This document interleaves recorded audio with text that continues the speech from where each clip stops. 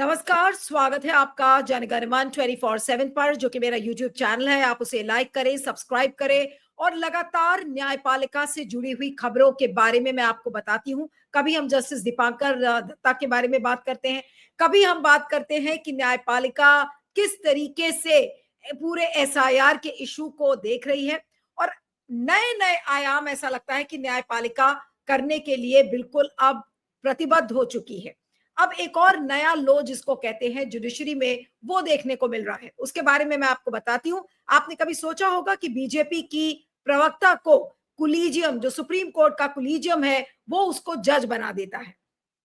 कोई सवाल नहीं पूछे जाते, कुछ नहीं, अचानक से उस बीजेपी प्रवक्ता का नाम कोलिजियम ने सजेस्ट किया है बॉम्बे हाई कोर्ट के जज की लिस्ट में। जी हाँ, मैं बात कर रही हूं महाराष्ट्र में सत्तारूढ़ बीजेपी की प्रवक्ता रही आरती अरुण साठे की बॉम्बे हाई कोर्ट के जज के रूप में नियुक्ति पर बड़ा बवाल खड़ा हो गया है। इस नियुक्ति की घोषणा सुप्रीम कोर्ट कोलिजियम द्वारा 28 जुलाई को की गई थी। साठे की बीजेपी से जुड़ाव की खबरें आने के बाद विपक्षी दलों ने इस कदम को न्यायपालिका की निष्पक्षता पर सवाल उठाने वाला करार दिया है। विपक्षी नेताओं ने कहा कि न्यायपालिका में नियुक्ति राजनीतिक बैकग्राउंड से नहीं होनी चाहिए।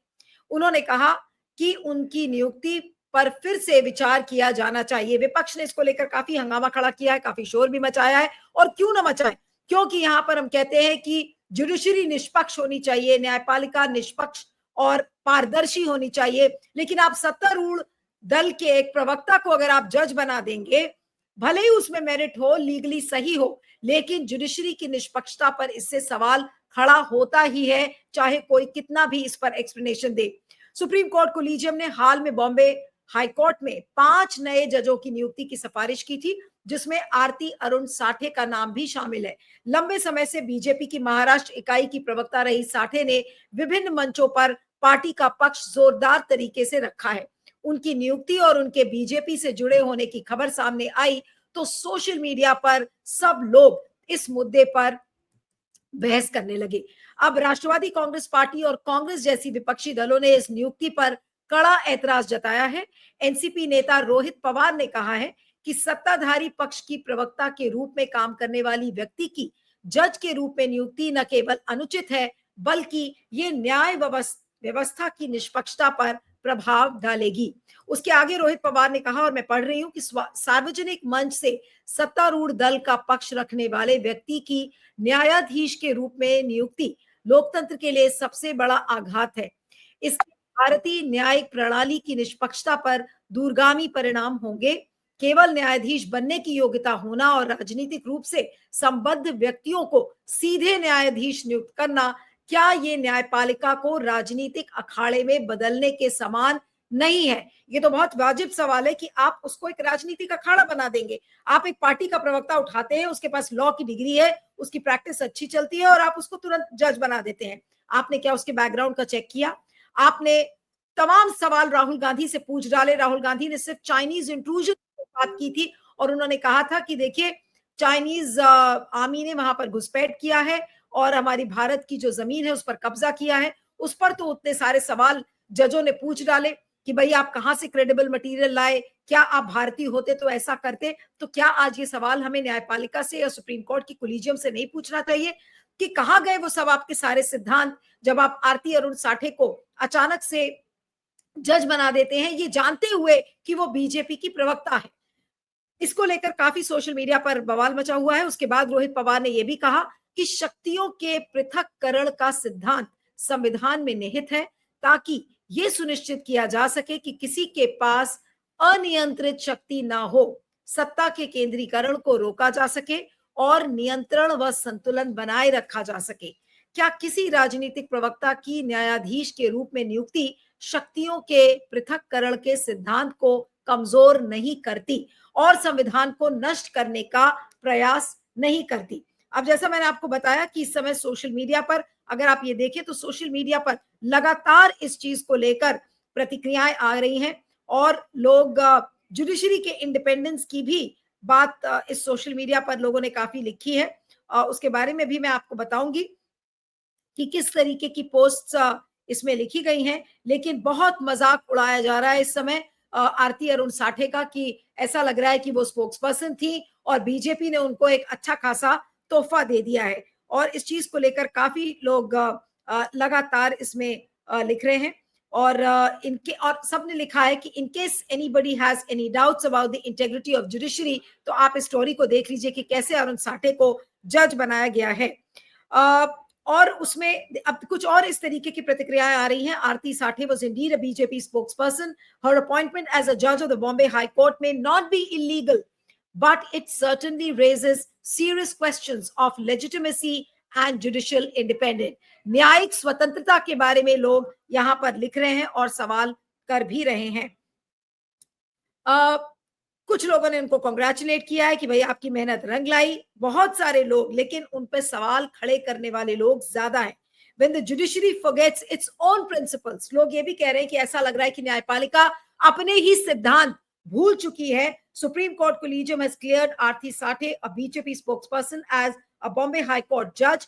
It may be legal, but it deeply damages the public trust in judicial independence, a cornerstone of our democracy. लोग ये कह रहे हैं कि न्यायपालिका में जो हमारा विश्वास है वो विश्वास डगमगा जाता है, क्योंकि अब जिस भी केस में आरती साठे जब जज बनेंगी तो सबको ये लगेगा कि वो बीजेपी का पक्ष रखेंगी या बीजेपी के फेवर में बात करेंगी। ये सारी बातें सामने आती हैं, तो लोगों का विश्वास डगमगा ना जाए उसको लेकर भी लोग लिख रहे हैं। रोहित पवार ने आगे ये भी पूछा है कि जब किसी उच्च न्यायालय में न्यायाधीश के रूप में नियुक्त व्यक्ति की राजनीतिक पृष्ठभूमि हो और वह सत्तारूढ़ दल में किसी पद पर हो, तो कौन गारंटी दे सकता है कि न्याय देने की प्रक्रिया राजनीतिक पूर्वाग्रह से नहीं होगी? क्या किसी एक राजनीतिक व्यक्ति की नियुक्ति न्याय देने की पूरी प्रक्रिया पर सवाल नहीं उठाती? तो बहुत गंभीर सवाल यहाँ पर रोहित पवार ने खड़े किए हैं। और कांग्रेस के जो वरिष्ठ नेता है नाना पटोले, उन्होंने कहा है कि भाजपा की पूर्व प्रवक्ता आरती साठे को सीधे मुंबई उच्च न्यायालय का न्यायाधीश नियुक्त किया गया है।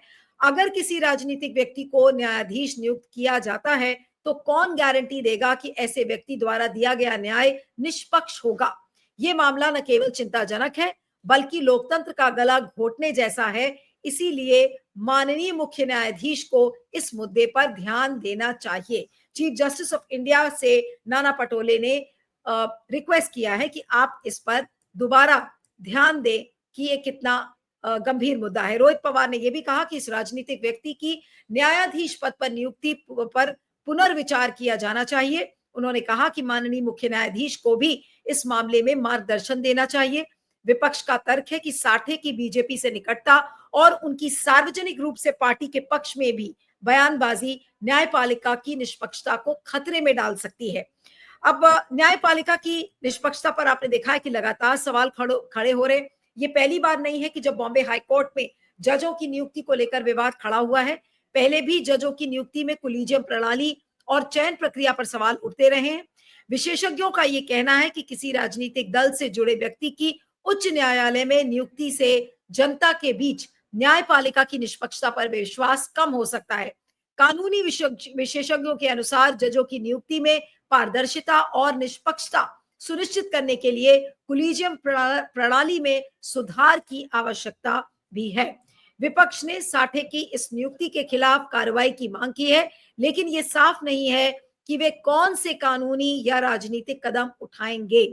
कुछ नेताओं ने सुझाव दिया है कि वे सुप्रीम कोर्ट में इस नियुक्ति को चुनौती दे सकते हैं या इसे संसद में उठा सकते हैं। तो सवाल यह है कि क्या आरती अरुण साठे की नियुक्ति को लेकर कल संसद में बवाल होगा? इस चीज को लेकर गंभीर सवाल यहां पर खड़े हुए हैं। आज कुछ टीवी चैनल्स ने इस पर बहस भी की है और लगातार इसी को लेकर ये कहा जा रहा है। कुछ उनकी तस्वीरें आ रही हैं सामने जहां पर 2022 में उन्होंने टीवी चैनल्स पर बीजेपी का पक्ष रखा था। कुछ क्लिप्स उनकी काट कर मैंने देखा है कि ट्विटर पर लोग लगा रहे हैं कि देखिए ये बीजेपी की प्रवक्ता है और अब ये बॉम्बे हाई कोर्ट की जज बन गई हैं। और अब किसी को डाउट नहीं होना चाहिए कि बीजेपी न्यायपालिका को किस तरीके से ट्रीट करती है और न्यायपालिका किस तरीके से मस्तक है बीजेपी के सामने। इस चीज को लेकर भी लगातार लोग यहाँ पर लिख रहे हैं। Maharashtra Congress has raised strong objections to the proposed appointment of Advocate Aarti Arun Sathe as judge of the Bombay High Court, citing her past role as a BJP spokesperson in 2023. और कई लोगों ने इसको लगातार लिखा है। सूर्या रेड्डी एक user handle है, उन्होंने लिखा है कि the appointment of BJP spokesperson Aarti Sathe as Bombay high court जज slams the appointment as the greatest blow to democracy, यानी कि लोकतंत्र को ये बहुत बड़ा कुटाराघात है, बहुत बड़ा झटका है। The opposition leader says it will have far reaching consequences on the impartiality of the Indian judicial system. एक तरीके से अगर आप देखें तो भारतीय न्यायपालिका का ये खात्मा नहीं है तो और क्या है। राजनीतिक अखाड़े में बदल गया न्यायपालिका, जहां पर राजनीति से लोग न्यायपालिका में आ रहे हैं, न्यायपालिका के लोग राजनीति में जा रहे हैं। तो इसे आप क्या कहेंगे? कोई जो एक लक्ष्मण रेखा रहती थी हर प्रोफेशन की, वो लक्ष्मण रेखाएं सब खत्म हो गई हैं। लोगों को खूब प्रलोभन दिया जाता है, लोगों को लालच दिया जाता है, और अगर आप सत्ता के जितने नतमस्तक हो सकते हैं, जितने चरण चुंबक आप सत्ता की ओर होंगे, आपका इसी तरीके से प्रोग्रेस होगा, आपको इसी तरीके से प्रमोशन मिलेगा। ठीक जैसे कि आरती अरुण साठे को, जो बीजेपी की प्रवक्ता थी, उनको जज बना दिया गया। अब तमाम लोग ये लिख रहे हैं कि जो सेपरेशन ऑफ पावर्स है न्यायपालिका की, जो आर्टिकल 50 है, जो कहता है कि न्यायपालिका की और जो एग्जीक्यूटिव, जुडिशरी और एग्जीक्यूटिव के बीच की जो सेपरेशन ऑफ पावर्स है, उसकी भी एक बाउंड्री लाइन है, वो कॉन्स्टिट्यूशन का हिस्सा है। तो क्या ये गैर संवैधानिक है और क्या हमें इस तरीके के अपॉइंटमेंट्स को रोकना चाहिए? जजों की नियुक्ति पर आपने देखा कि जज तो पॉलिटिक्स में भी चले जाते हैं अपने रिटायरमेंट के बाद। अब लेकिन पॉलिटिक्स के लोग राजनीति में भी आ रहे हैं। इस पर क्या कहेंगे? क्या ये वाकई में एक गलत नजीर पेश करता है? लोग इस पर हंसी भी उड़ा रहे हैं कि अब होगा निष्पक्ष न्याय, कांग्रेचुलेशंस टू ऑल इंडियंस, इस तरीके की भी प्रतिक्रियाएं आ रही हैं। लेकिन जो इम्पार्शियलिटी है, निष्पक्षता है, उस पर बहुत जोर देकर लोग इस बात को लिख रहे हैं। और सुप्रीम कोर्ट के कोलिजियम की भी हंसी उड़ाई जा रही है कि कोलिजियम सिस्टम ये किस किस तरीके के लोगों को रेकमेंड करता है, इसको लेकर भी लोगों ने लगातार लिखा है। और इसके अलावा ग्रोक की तरफ से भी एक रिएक्शन आया है कि मैं सहमत हूं कि ये नियुक्ति न्यायपालिका की निष्पक्षता पर सवाल उठाती है, क्योंकि आरती साठे की बीजेपी पृष्ठभूमि विवादास्पद रही है, लेकिन सभी फैसले पक्षपातपूर्ण होंगे, ये 100% गारंटी नहीं है। ये ग्रोक कह रहा है। न्यायपालिका संवैधानिक रूप से स्वतंत्र है और कोलिजियम सिस्टम से नियुक्तियां होती हैं और ऐतिहासिक होती हैं। The claim is partially accurate but overstated. On July 28, 2025, Supreme Court Collegium recommended Aarti Arun Sathe, a former Maharashtra BJP spokesperson, for appointment as a Bombay High Court judge. However, no official notification from the government has been issued as of August 5th, 2025, so she is not yet appointed. No such report appears on the Indian Express. Similar coverage is from other outlets like the Indian Express, amid opposition criticism over her political ties. लोगों ने Grok में जा जाकर information लेने की भी इस पर कोशिश की है। तो ये एक अच्छा खासा एक बवाल इस समय बन गया है। कल देखना होगा कि संसद में इसको लेकर क्या ये मुद्दा उठता है। लेकिन फिलहाल अगर ऐसा होता है तो आप ये सोच लीजिए कि जुडिशरी कहां पर जाकर गिर रही है। राहुल गांधी से, जैसा मैंने कहा कि एक एक सवाल छान छान कर, दूरबीन लगा लगा कर पूछा जाता है, लेकिन क्या आज हमें ये सवाल न्यायपालिका से नहीं खड़े करने चाहिए कि न्यायपालिका को राजनीतिक अखाड़ा बनाने की कोशिश क्यों कर रहा है सुप्रीम कोर्ट कोलिजियम? क्या हमारे chief justice of India justice गवाई इस चीज पर ध्यान नहीं दे सकते? क्या इस पर कोई सुओ मोटो कॉग्निसेंस नहीं ले सकते? क्या इस पर कोई गाइडलाइंस नहीं फ्रेम कर सकते? ऐसे तो ये एक शुरुआत आरती अरुण साठे के साथ है। कहीं ऐसा ना हो कि सिलसिलेवार तरीके से बीजेपी के तमाम प्रवक्ता यही सपना देखने लगे कि कोई बॉम्बे हाईकोर्ट जज में है, कोई दिल्ली हाईकोर्ट के जज में है, कोई कोलकाता के हाई कोर्ट में है। सारे प्रवक्ता ऐसा लगेगा कि अब वो जज बनने की कोशिश करेंगे, तो कहां जाएगी हमारी न्याय की प्रणाली? इसी सवाल के साथ इस वीडियो को मैं खत्म करती हूं।